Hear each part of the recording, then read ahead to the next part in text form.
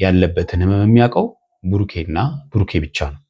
የኔም ልጅ ሆነ አልሆነ ከሷ ጋር መቀጠል ነው ፈልገው ከሀይሚ ጋር ገብቷቸዋል። የኔ ህመም እኔ ልቤን የታመምኩት ገባ አይደለ? እሺ እንለያይ ብዬ እንድቀበል ነው የምትፈልጊው? ሰላም እንዴት ናችሁ? እየተወደዳችሁና እየተከበራችሁ የኔ ምርጥ የሆናችሁ ቤተሰቦቼ እንዴት ናችሁ? ሁሉ ሰላም በያላችሁበት ሰላምና ፍቅር ብዝት ይበለላችሁ። እንዴት ናችሁ? እኛ ጋር ሁሉ ሰላም ነው። ፈጣሪ የተመሰገነ ይሁን። ዛሬም እንደተለመደው በሌላ ቪዲዮ ወደ እናንተ መጥቻለሁ።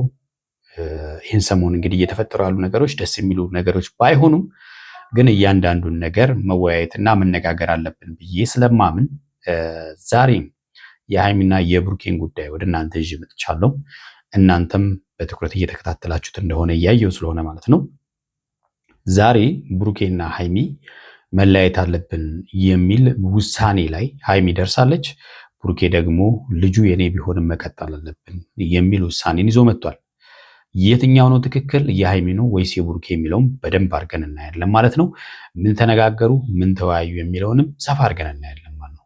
የተወዳችሁና የተከበራችሁ ቤተሰቦቼ ትላንትና እንግዲህ ጋሽዬ የብሩኬ ወንድም ሀብቴንና እንዲሁም ደግሞ ያቺ ኢየሩስ የተባለችው ልጅ የብሩኬ ልጅ ለብሩኬ አርግዤላታለሁ ያለችው ልጅ አግኝቶ ነበረ፣ አናግሯቸው ነበረ። ሀብቴ እንግዲህ ሌላ መረጃ ይዞ መጥተው ነበረ። ይዞ የመጣው መረጃ ልጅቷ ብሩኬን በወቅቱ መድኃኒት አጠጥታው እንደነበረ የሚል መረጃ ይዞ መጥቷል። ጋሽዬም ልጅቷን አናግሯታል። ነገሮቹን አረጋግቶ ልጅቷን ለማሳመን ጥረት እያደረገ ነበረ። ሆኖም ግን ልጅቷ በዛ መልኩ ፈቃደኛ አልሆነችም። ሆኖም ጋሽዬ ነገሮቹን በተረጋጋ መንገድ ለመያዝ ያደረጉት ጥረት ትክክል ነው። ሃይሚም ከትላንት ወዲያ ብሩኬን በእርግጠኝነት ያንተ ካልሆነ ልጁ ዋጋ አስከፍላታለሁ ብላ ሄዳ ነበረ። ትናንትና ትንሽ የተረጋጋች መስሎን ነበረ። በቃ በሰላማዊ ፊት አይተን ነበረ፣ ያላዘነ ፊት አይተን ነበረ። ዛሬ ግን ትንሽ በጣም ጥሩ ስሜት ላይ አይደለችም፣ እያለቀሰች ነበረ።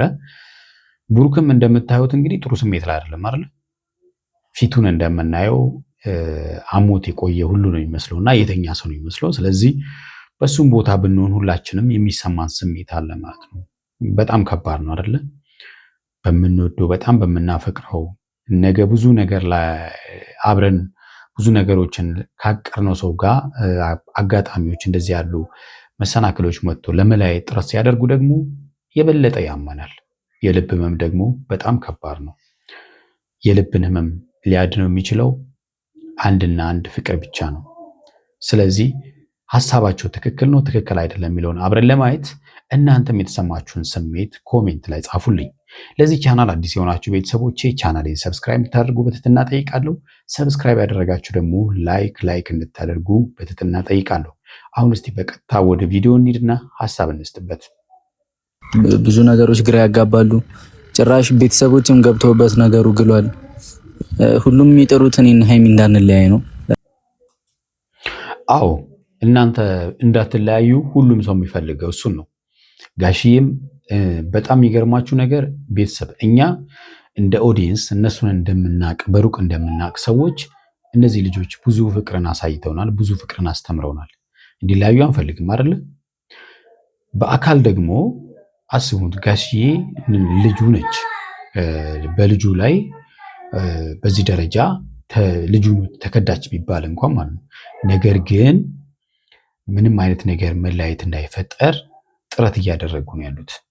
ሃይሚ ባትፈልገውም የሚያስጠላ ስሜት ውስጥ እንደሆነችም እረዳለሁ። በቃ ሁልጊዜ እንደዚህ ማለትም ደክሞኛል እና በቃ እኔ ምንም ማምጣት ስላልቻልኩኝ ነው።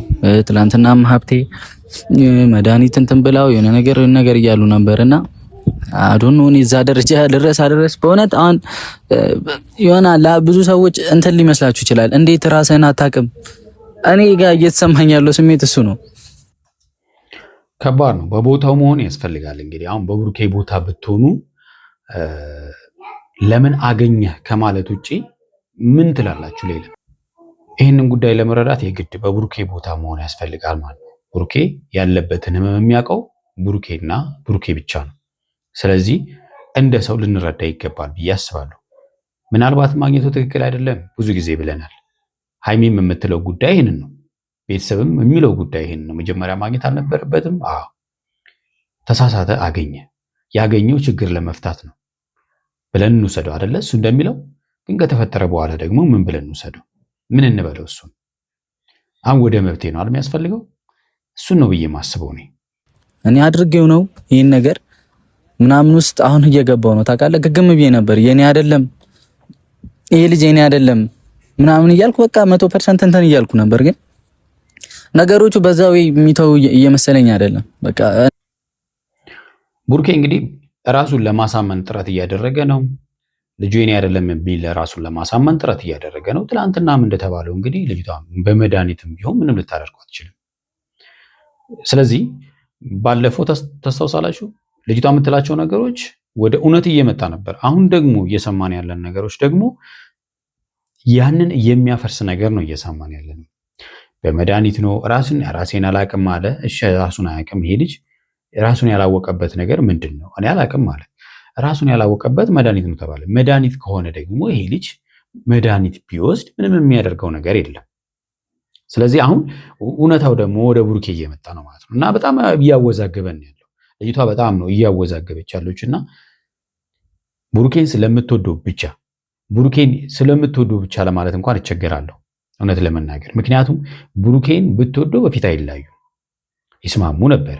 አሁን ግን የቅናት መንፈስ ውስጥ ስለሆነች ከሀይሚ ጋር ጥሩ ጊዜ ማሳለፉ እሷን ስላስቀናት ትላንትና የእሷ የነበረው ሰው ዛሬ ደግሞ ሌላ ሰው ጋር ደምቆ መታየቱ ስላልተመቻት ያንን ነገር ወደ ራሷ መመለስ ስለፈለገች የተለያየ ቴክኒኮችን ተጠቅማለች ማለት ነው። ይሄ ነገር ደግሞ አብሮ መገኘታቸውን እንጂ የሚያሳየው ቡርኬና እሷ ምንም የፈጸሙት ነገር እንደሌለ መረጃዎች እያሳዩ ነው ማለት ነው። ይሄ የሆነ ማለት ደግሞ ምንም የሚፈጠር ነገር የለም። ምንድነው የተፈጠረው ነገር? ሁለቱን አሁን እያበጣበጠ ነገር መሆኑ ብቻ ነው ጉዳዩ ማለት ነው። አሁን እነሱ ማባነን አለባቸው። ሀይሚም ቡርኬም መንቃት መቻል አለባቸው። ነገሮቹን በትዕግስት ማለፍ አለባቸው። በነገራችን ላይ ፍቅራቸውን ለመገንባት ብዙ ጊዜ ነው የሚፈጅባቸው አይደለ? 3 ወር መታገስ ታዲያ ለምን አቃታቸው? መጠበቅ ግድ ነው። እንጃ ወደ ሌላ አቅጣጫ እያመሩ ነው እና በቃ ያለው አማራጭ መታገስ ነው። እሱም ልጁ እስኪወለድ መጠበቅ ብቻ ነው፣ ግድ ነው። ጋሽዬም በጣም ብርታት እየሆነኝ ነው። በቃ ከተወለደም ይወለድ ያንተም ከሆነ ይሁን በቃ ስተት ነው፣ ምንም ማድረግ አይቻልም፣ ነፍስ ነው ምናምን አይነት ነገር ውስጥ እየገቡ ነው። ሊሆንም ላይሆንም ይችላል። ጋሽዬ እንግዲህ ዛሬ ምናልባት የሚሰማቸው ስሜት ሀይሚን ለማሳመን የሚያደርጉት ጥረት ነገ በዛው ልክ ይቀጥላል ብሎ ለማሰብ ብንቸገርም ልጅ እስከሆነች ድረስ ማለት ነው፣ ልጅነት ሀይሚም ማለት ነው። እውነት ከሆነ ቡርኬም ጥፋተኛ ነው። ስለዚህ ጥፋቱ ዝም ብሎ ይታለፋል ማለት አይደለም። ከተፈጠረ ግን እንግዲህ አቀባበሉ ይለያያል፣ እንደ ሰው ይለያያል። ምናልባት ጋሽዬ ያኔ በዚሁ ሀሳብ ይቀጥላሉ አይቀጥሉም የሚለውን ነገር እሱ ያኔ ነው ብናየው ይሻላል። እሷን አክሴፕት እንኳን ባላደርግ ልጁን የተወልዶ ምናልባት የኔ ከሆነ የመንከባከብ ግዴታ አለብኝ እና እንደዛ አላደርግ ነው እንጂ የምችለው ይሄ ህግ ጋር ቢካሄድም ምንም የሚያስገድድ ህግ የለም። ምንም የሚፈጠር ነገር የለም። እሱ ያንተ ቢሆን ህግ የሚለው ለልጁ የሚገባውን ነገር አድርግ ነው። እሱ ማድረግ ይቻላል፣ ግን ከሀይሚ ጋር መቀጠል ይቻላል የሚለው ነው። ይሄ በሀይሚ ፍቃደኝነት ላይ የተመሰረተ ነው ማለት ነው። ሀይሚ ፍቃደኛ ነች ወይ? ቡርኬን እሷ ያለ ልጅ ነው የምታውቀው፣ ያለ ልጅ አውቀዋለች። አሁን ደግሞ ልጅ ያለው ሲባል ትቀበላለች ወይ? የከበዳትም ለዛ እኮ ነው።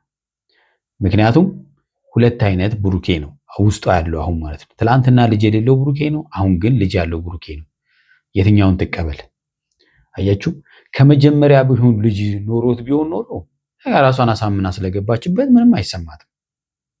አሁን ተገኘ፣ አሁን ልጅ መጣ ስለተባለ ነው የከበዳት። የማልፈልገው ሰው ጋር መቀጠል ምናምን ግዴታ የሆነ አይመስለኝም። እሱም እንድታቅልኝ እፈልጋለሁ። እዩ ቅመሜንም ጠርቻታለሁ። እኔ በቃ ከቅመሜ ጋር መለየት ከኔ አልፎ በጣም ብዙ ቤተሰቦቻችንን ልብ እንደሚሰብር አውቃለሁ እና ያ ነገር እንዳይፈጠር በጣም እጥራለሁ። በቃ የቻልኩትን ሁሉ አደርጋለሁ። የኔም ልጅ ሆነ አልሆነ ከሷ ጋር መቀጠል ነው ፈልገው ከሀይሚ ጋር ገብቷቸዋል። አሁን እዚህ ጋር እንግዲህ በጣም ጠንካራ መሆን ያለበት ማን ነው? ቡርኬ ነው። ጉዳዩ ተፈጸመ የተባለው በብሩኬ በኩል አይደለ?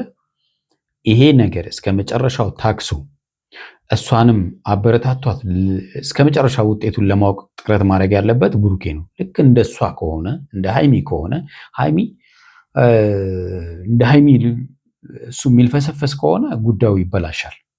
መሆን የለበትም። እሷን እውነቱን ለማሳመን ጥረት ማድረግ አለበት። መድከም የለበትም። በቃ ገብቷችኋል አይደለ? ስለዚህ እንደ ሃይሚ ከሃይሚ የበለጠ ደግሞ እሱ መልፈስፈስ የለበትም። ሃይሚ ልክ ናት፣ ሴትም ናት። ባመነችው ሰው እንደተከዳች ነው። እሱ ደግሞ ያንን እሷን እንዳልከዳት ለማረጋገጥ ሁሉንም መንገዶች መጠቀም ያስፈልጋል ማለት ነው።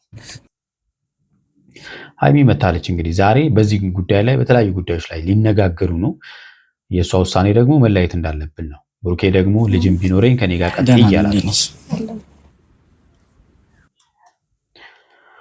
በጣም የሚያሳዝኑት እውነት ለመናገር ምክንያቱም ለብዙ ሰው የማን ነው የጓደኝነት የካፕል የፍቅረኛሞች ምሳሌ ሆኖ ያው እንደዚህ ፍቅር ያለበት ቦታ ደግሞ ብዙ ፈተናዎች ደግሞ እንደሚበዙ ምንም ጥያቄ የለውም። ምን መሰለሽ እንደሚከብድሽ አውቃለሁ ምናምን እኔ ማጣት ትፈልጊያለሽ? ምን አይነት ጥያቄ ነው? እኔ ማጣት ትፈልጊያለሽ? እንደዚህ አይነት ጥያቄ ባትጠይቀኝ ደስ ይለኛል። እውነት ነው። በዚህ ሰዓት ላይ አሁን እንግዲህ እንደዚህ ያሉ ጥያቄዎች ይከብዳታል፣ እሷ ለመወሰን ይከብዳታል። ከትላንት ወዲያ እኮ አንተን ማጣት እንደማትፈልግ ብዙ ጊዜ ስትናገር ነበር አይደለ? በዚህ ሰዓት ላይ ግን እንደዚህ ያሉ ጥያቄዎችን ለመመለስ በጣም ነው የምትቸገረው። ሳይሆን አስፈላጊ ነው። አሁን ለእኔ ከባድ ነው እንደዚህ አይነት ጥያቄ መመለስ እና ከቻልክ እንደዚህ አይነት ጥያቄ አትጠይቀኝ። ሲቀጥል ደግሞ መልሱ ምንም ይሁንና ምንም አያደርግልህ እንዳንተ። በጣም ነው የሚያደርግልኝ። አሁን አስቤው ከመጣው ነገር አንፃር በጣም ነው የሚያደርግልኝ። ትፈልጊያለሽ? እኔ አልፈልግም አንቺ ማጣት።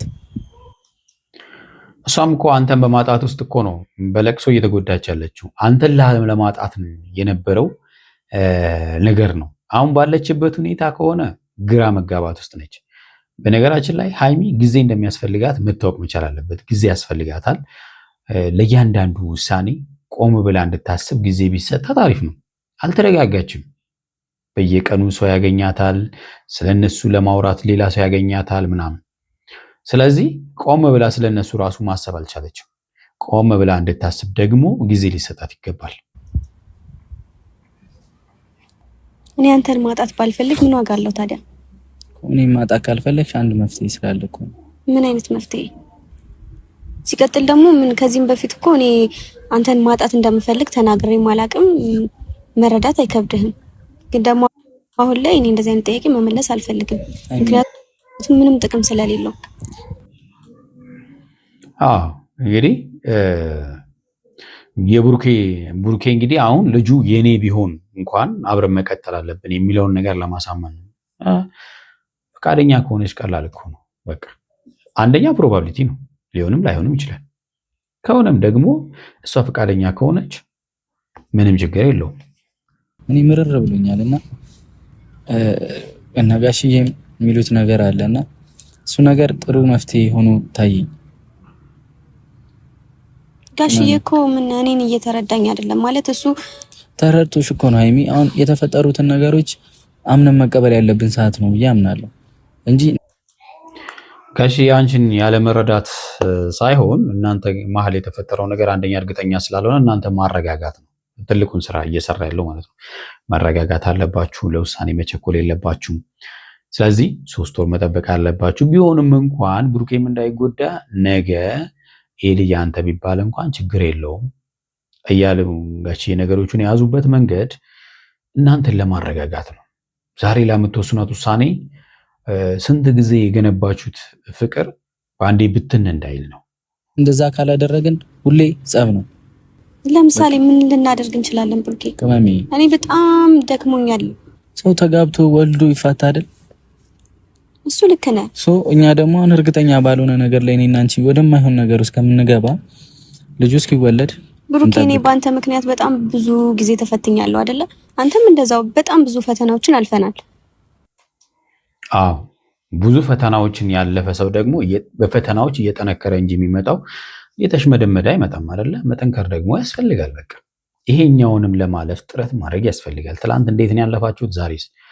ስለዚህ አሁንም መጠንከር ያስፈልጋል ማለት ነው። ግን አሁን የመጣው ፈተና በጣም ትልቅ ነገር ነው። ልጅን የሚያክል ነገር እኔ እንደዚህ ጨካኝ መሆን አልፈልግም፣ ራስ ወዳድም መሆን አልፈልግም እኮ ስሚኝ አቅመሚ ሀይሚን ግን እንደዚህ ጨካኝ መሆን አልፈልግም ምናምን የምትለው ልጁ ያለ አባቱ እንዳያድግ ከእሷ ጋር እንዲሆን ነው የምትፈልገው፣ ከእዩ ጋር ማለት ነው።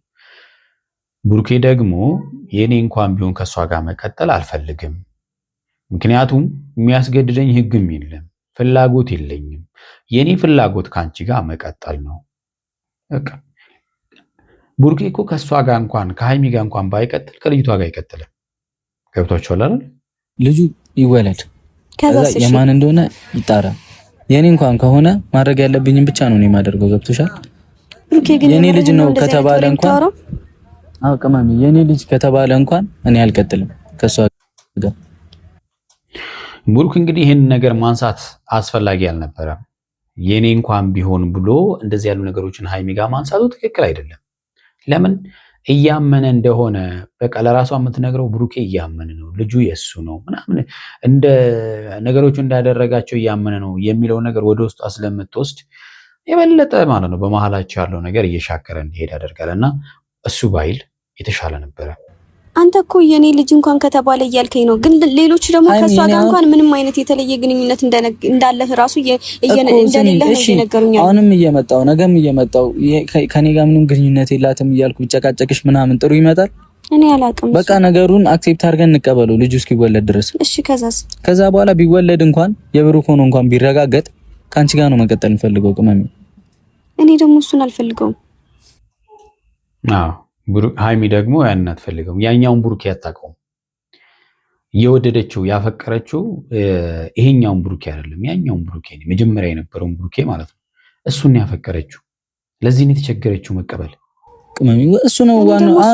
እርግጠኛ ባልሆንበት ነገር እኔና አንቺ መለያየቱን የሚበጀን ነገር አይደለም እኮ። እንደዚህ አይነት ነገሮች እንዳይፈጠሩ እኮ ማድረግ ትችል ነበር አይደል? ቅድሚያ መጠንቀቅ ትችል ነበር። እኔ እንደዚህ አይነት ሸክም መሸከም አልፈልግም። በቃ እኔ አንተ ልጅ ኖሮህ ምናምን ልጁ እንኳን ያንተ ቢሆን እኔ ካንተ ጋር ቀጥዬ ምን አይነት ህይወት ልመራ ነው ብሩኬ? ምን ችግር አለው?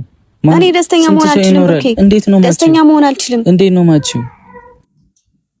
እንግዲህ ሌሎችና ይሄኛው ማገናኘት አስቸጋሪ ነው ማለት ልክ ነው። ልጆች ኖሯቸው ትዳር መስርተው ብዙ የሚኖሩ አሉ፣ ግን ከነ ልጆቻቸው አምነው የገቡበት ነው።